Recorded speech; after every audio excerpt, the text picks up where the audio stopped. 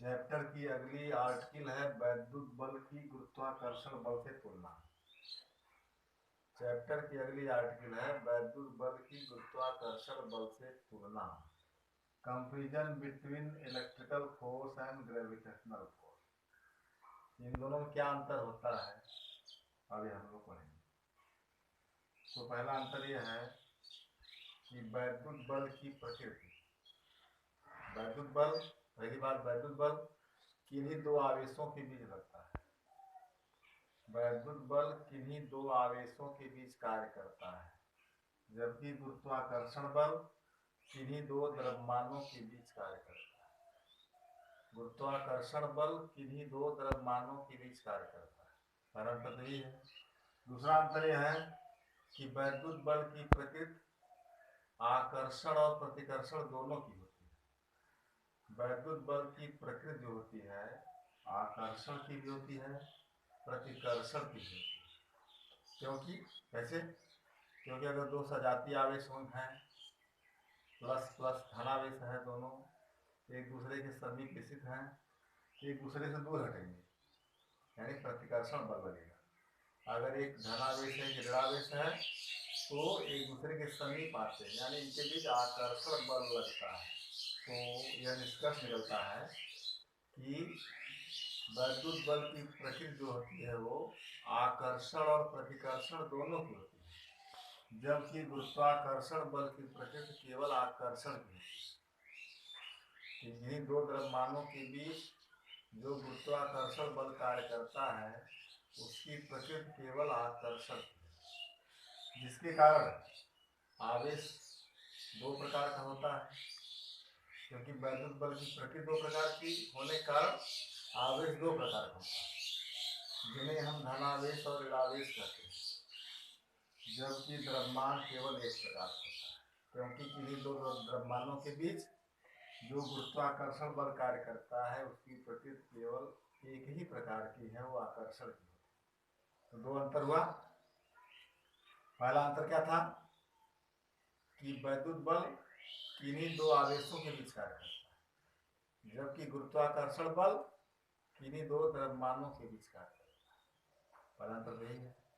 दूसरा अंतर है कि वैद्युत बल की प्रकृति आकर्षण और प्रतिकर्षण दोनों की होती है, जबकि गुरुत्वाकर्षण बल की प्रकृति केवल आकर्षण की है, जिसके कारण आवेश दो प्रकार का, जिन्हें हम क्रमशः धनावेश और ऋणावेश कहते हैं, जबकि द्रव्यमान केवल एक प्रकार का। फिर अगला अंतर है कि वैद्युत बल का मान किन्हीं दो आवेशों के बीच के माध्यम पर निर्भर करता है। किन्हीं दो आवेशों के बीच के माध्यम पर निर्भर करता है। वैद्युत बल का मान किन्हीं दो आवेशों के बीच के माध्यम पर निर्भर करता है, जबकि गुरुत्वाकर्षण बल का मान किन्हीं दो द्रव्यमानों के बीच के माध्यम पर निर्भर नहीं करता है। इसीलिए जो सूत्र है F बराबर कैपिटल G m1 m2 बटे r स्क्वायर न्यूटन का सूत्र है ना, इसमें कैपिटल जी को क्या कहा गया था? सार्वत्रिक गुरुत्वाकर्षण नियतांक। इसीलिए कहते हैं क्योंकि किन्हीं दो द्रव्यमानों के बीच कार्य करने वाले गुरुत्वाकर्षण बल का मान इनके बीच के माध्यम पर निर्भर नहीं करता है। इसी कारण कैपिटल जी को सार्वत्रिक गुरुत्वाकर्षण नियतांक कहा जाता है। तो ये अंतर है कि किन्हीं दो द्रव्यमानों के बीच जो है जो गुरुत्वाकर्षण बल कार्य करता है उसका मान इनके बीच के माध्यम पर निर्भर नहीं करता है, जबकि वैद्युत बल का मान आवेशों के बीच के माध्यम पर निर्भर करता है। ये दोनों ही बल निर्वात में क्रियाशील होते हैं। ये दोनों ही बल निर्वात में भी क्रियाशील होते हैं। और सबसे लास्ट अंतर जो बहुत महत्वपूर्ण है कि वैद्युत बल गुरुत्वाकर्षण बल से कहीं अधिक प्रबल होता है। यानी किन्हीं दो आवेशों के बीच जो वैद्युत बल कार्य करता है उसका मान इनके बीच लगने वाले गुरुत्वाकर्षण बल से कहीं अधिक प्रबल होता है। इसको समझने के लिए एग्जाम्पल दिया जाता है। एग्जाम्पल यहाँ ब्लैक बोर्ड पर है कि किन्हीं दो इलेक्ट्रॉनों के बीच वैद्युत बल तथा गुरुत्वाकर्षण बल की तुलना कीजिए।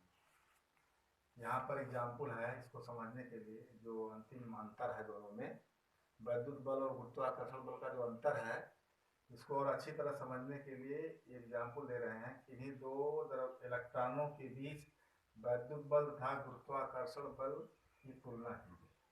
तो तुलना कैसे करेंगे, इसके लिए फिगर बना देखिए। यहाँ पर इलेक्ट्रॉन, यह इलेक्ट्रॉन, इस पर आवेश QE, Q1 के जगह QE, मतलब इलेक्ट्रॉन पर आवेश है। यहाँ भी इलेक्ट्रॉन पे आवेश है। दूरी उनके बीच क्या है, R है। और इलेक्ट्रॉन का द्रव्यमान ME, M1 की जगह ME, और यहाँ भी M2 की जगह ME है। तो फिगर, अब इसके फिगर के बारे में लिखेंगे। कूलाम के नियम से हमें इलेक्ट्रॉन के बीच, किन्हीं दो इलेक्ट्रॉन के बीच वैद्युत बल और गुरुत्वाकर्षण बल की तुलना करनी है। इसके लिए चित्र बना करके अब आगे यहाँ बढ़ेंगे। लेकिन यहाँ पर कूलाम के नियम से इलेक्ट्रॉनों के बीच वैद्युत बल, कूलाम के नियम से इलेक्ट्रॉनों के बीच वैद्युत बल Fe, इलेक्ट्रिकल फोर्स Fe बराबर, सूत्र जो होता है, मूल सूत्र होता है स्मॉल के Q1 Q2 बटे R स्क्वायर होता है। स्मॉल के जगह ही 1/4 आया है ना, तो स्मॉल के Q1 के जगह QE गुणे QE बटे R स्क्वायर। तो हो जाएगा Fe बराबर स्मॉल के QE गुणे QE का मान क्या हो, QE स्क्वायर बटे R स्क्वायर। समीकरण नंबर 1। इस चित्र से पहले हम कूलाम के नियम से इलेक्ट्रॉनों के बीच वैद्युत बल Fe का मान लिखेंगे।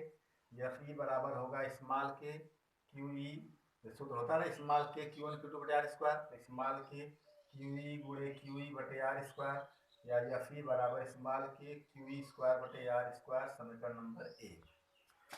अब इसके आगे फिर आगे बढ़ेंगे।